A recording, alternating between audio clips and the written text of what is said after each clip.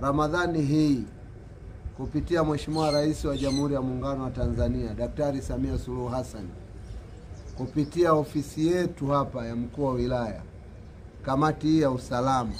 ikaonelea tunapokwenda kumaliza mwezi mtukufu,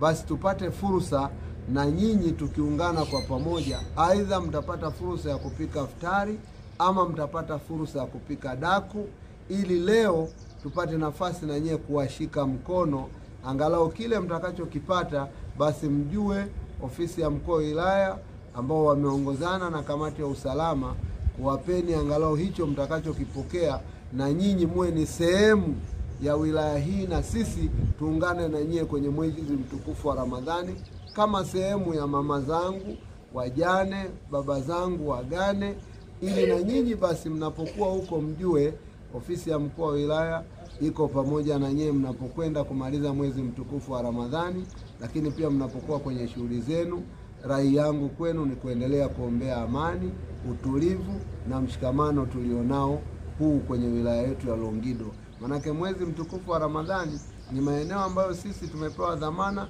na nafasi sasa kumrudia Mwenyezi Mungu, kwamba mahali ambapo pengine tumetereza, basi maombi yenu yanatuongoza zaidi, hasa kiutumishi, hasa namna ya kiutendaji, lakini na kusimamia shughuli za maendeleo za kila siku.